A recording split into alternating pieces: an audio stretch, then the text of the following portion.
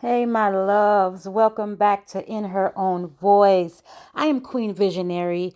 I will be the one you hear behind the mic, but at the same time, I'm always standing on the front line, ready to inspire and empower those who struggle to lift their voices. I created this space to be a mix of everything that feeds the soul and to breathe in what matters. So get comfortable, take a breath with me, because this is where silence breaks, truth blooms, and every word is spoken boldly. You are exactly where you're meant to be. Thank you for listening.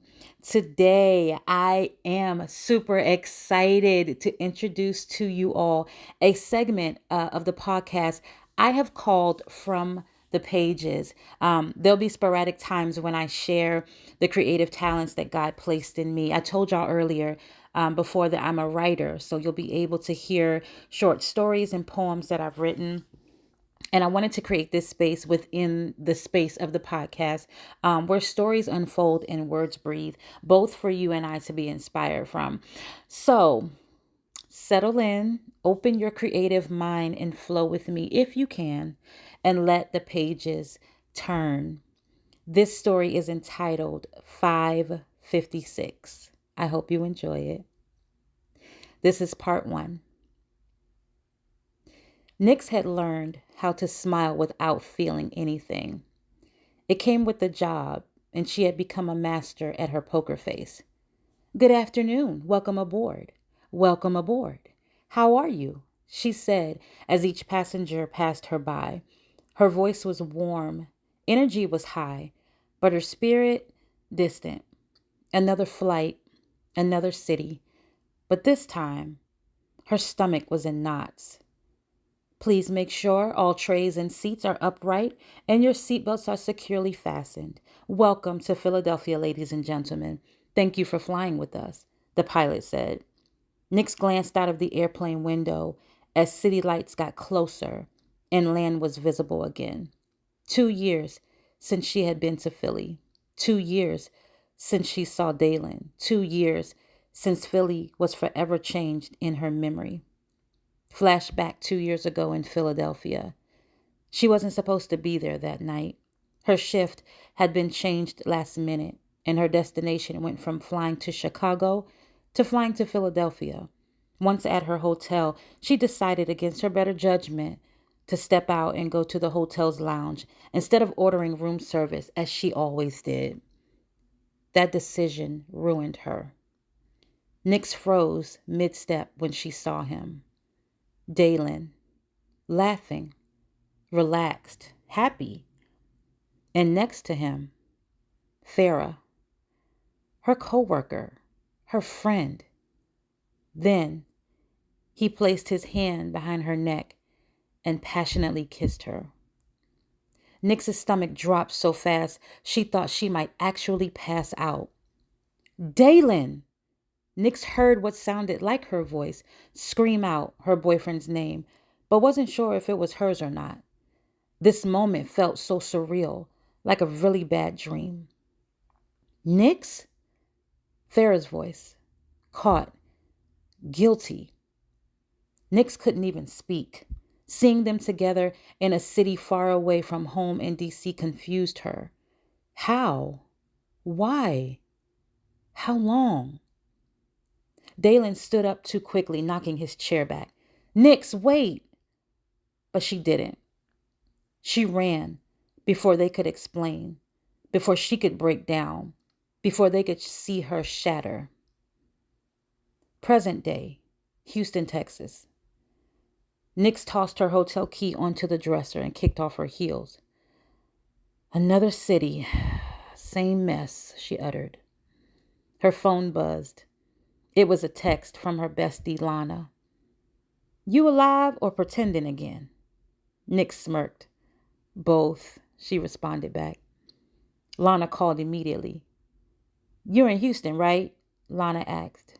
Yeah. Then go out. No. Nix. I said no. You've been single for 2 years.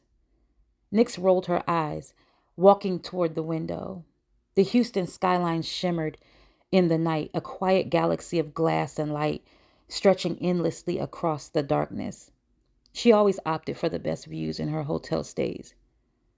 Lana, I've been peaceful for 2 years. No, baby, you've been hiding. Silence.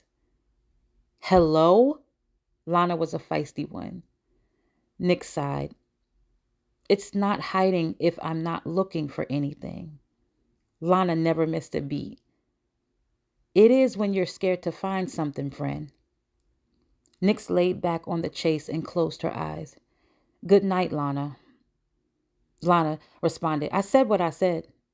Go to the lounge downstairs. I've been there. It's a great spot to meet people. Just one drink. If it's trash, then just leave. Nix hesitated. One drink. Lana responded. That's all it takes to make the booty shake. Nix laughed out loud at her friend's cheeky comment. Girl, good night. Get off my phone. I'll let you know how it goes. Down at the hotel bar, it was dim, but the music was live. As the R&B cover band took the atmosphere back to the 80s and 90s. The kind of place where nobody was obligated to be their actual selves. Perfect. Nick slid onto a hotel bar stool. Double crown apple, no cranberry. Light ice, please. Rough day. The voice came from her right. Deep, calm, too confident. Nix didn't even look at him. Aren't they all? She responded, scrolling through her phone. A small pause, then a soft chuckle. Fair enough. Is the bar lighting better for social media scrolling than your hotel room? She put down her phone and finally turned and looked toward the voice, and immediately wished she hadn't, because he was a problem. Tall, clean, calm eyes that looked like they held everything. Quincy, he said, extending his hand. Nix stared at it for a second before extending hers. His hands were strong and felt safe. Nix. He raised an eyebrow. Nix? Yeah. He smiled slightly. Oh, I'm going to need the story behind that. She took a sip of her drink. You always ask strangers personal questions this fast? He responded, only the interesting ones. She almost smiled. Almost. It means night, she said, spelled N-Y-X. Quincy leaned in slightly, listening. My mom, she had a difficult birth, Nix continued. She was in labor all night. Thought she wasn't going to make it through. His expression softened. She said it felt like the night would never end. Nix exhaled slowly. So she named me Nix to play on words and meanings. Because Nix, N-I-X, means to put an end to something. Quincy nodded, following along. I was born at 5:56 a.m., she said quietly, right when the sun came up. He smiled. Oh, an end to the night, he said in revelation, sounding a bit impressed. She shrugged. Yeah, something like that. He looked at her for a second too long. That's actually kind of beautiful, he smiled, and she noticed his deep dimples for the first time. Nix looked away and down at her drink. Yeah, don't make it a thing. But it was too late. She said it, but it already was. So what brings you to Houston, Nix? Quincy asked. Work. What kind of work? I'm a flight attendant. He nodded. That explains the calm, under the pressure vibe. She smirked. You don't know me well enough to say that. He responded, Oh, I know enough. She tilted her head. Oh, yeah? What do you know? He took a slow sip of his drink. Nix noticed his full lips, neatly trimmed goatee and strong jawline. This guy was igniting something in her, that she wasn't willing to expose. You don't trust easily. Nix blinked. Excuse me? You listen more than you talk, he said. You scan rooms when you walk in, and you sat 2 seats away from everyone else. She stared at him. Also, he added casually, you keep your left hand close to your drink like someone once told you not to trust strangers. Nix's jaw tightened slightly. She felt attacked with the truth. Are you a profiler or something? He laughed out loud. No, just observant. She studied him now, like really studied him. And you, she asked, what's your story? What got you to Houston? Guy's trip, he said. My boy just got engaged. Nix raised her glass. Congrats to him. Thanks. He's a luxury real estate agent, Quincy added. So naturally, he made this a whole thing. Nix chuckled. Makes sense. It does. He's the wild, crazy, high energy one in our group. I'm a lawyer, so I live my own type of excitement, but in the courtroom. Sounds about right, she responded. Yeah. So, Miss Nix, how many miles from home are you? He asked. She froze for half a second, hesitant to be revealing. I'm quite a ways away. I'm in a whole nother time zone. I'm from D.C. Quincy blinked. No way. She narrowed her eyes. What? He said, I live in Upper Marlboro, Maryland. Nix let out a small laugh. You're lying. He responded, I'm not. What are the odds? She muttered. Apparently high, he said, staring into her eyes with intrigue. She felt warm, partially from the liquor, but the connection was undeniable. They both laughed, and for the first time in 2 years, Nix felt something loosen in her chest. Her guards. Let me ask you something, Quincy said. She sighed and playfully rolled her eyes. Another personal question? Last one. Well, maybe. She gestured for him to continue. Why are you really here? Nix frowned. I told you. For work. He shook his head slightly. No. Why are you here? Sitting at a bar you didn't want to come into. She looked down at her drink, then back at him. Because my best friend wouldn't stop bothering me. He said. And?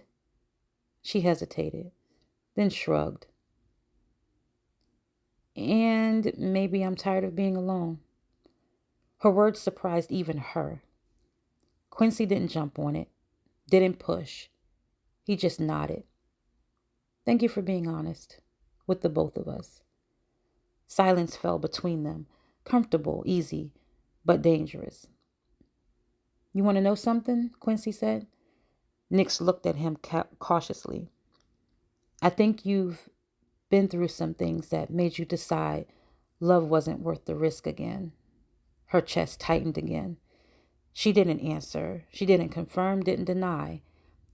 Quincy leaned back slightly. But I don't think you actually believe that. Nix let out a quiet breath. You talk too much. He smiled. And you don't talk enough. She shook her head, finishing her drink. I think I'll call it a night. Okay, he said easily. There was no pressure. There was no chasing, no expectations. That threw her off more than anything. She stood up. It was nice meeting you, Quincy. He responded, You too, Miss Nix. She started to walk away, then paused. Turned around. You always this... He raised an eyebrow. This what? She searched for the word. Compromising? He smirked. Only when it's beneficial. He slowly sipped his drink again, never taking his eyes off hers. Nix held her gaze for a second longer, then walked away. Back in her room, Nix leaned against the door after closing it, her heart racing. for no reason, for no good reason. Her phone then buzzed, a text from Lana. This girl was some kind of psychic or something. It read, "You and someone sheets yet?" Nick stared at the screen, shaking her head at her crazy friend, then typed, "No, but I did meet someone." 3 dots appeared instantly. "Okay, so what's brother-in-law's name? Where does he live? How much money he make? Is he tall? Is he short? Is he fat? Details, girl." Nix hesitated, then wrote, "He's different." Nix and Lana texted the rest of the night about Quincy. Nix realized that she was invested in this guy more than she was willing to admit. Meanwhile, back downstairs in the lounge, Quincy watched the elevator doors close. His friend walked up and nudged him. He and the rest of the guys had been sitting at a table nearby. "You just gonna let her walk away, man? She was fine." Quincy smiled slightly. "She'll be back." "Oh, you're that confident?" He shook his head. "No." A pause. Then quieter, he said, "Just patient." And that's the end of part 1. Thank you for listening. I hope you enjoyed it. Stay tuned for part 2 coming soon. I upload new episodes of In Her Own Voice every Tuesday at 8 right here on Spotify. If you'd like to share your story with me, you have a topic you want me to discuss, you need advice, prayer, or just to vent, please email me at 320EENT@gmail. I would love to hear from you. If you've been rocking with me this far and have not clicked the follow button yet, what are you waiting on? Go ahead and bless me with that follow. It helps more people find the channel and gets my voice out there. Also, don't forget to like the episodes. All of them are still up and stuck right here for you to listen to at any time. And lastly, please share these episodes with someone who you think may be able to benefit from it. And my gratitude goes out to you all. Remember, your fears don't define you, your doubts don't control you, and your dreams are waiting for you. Until next time, keep speaking in your own voice.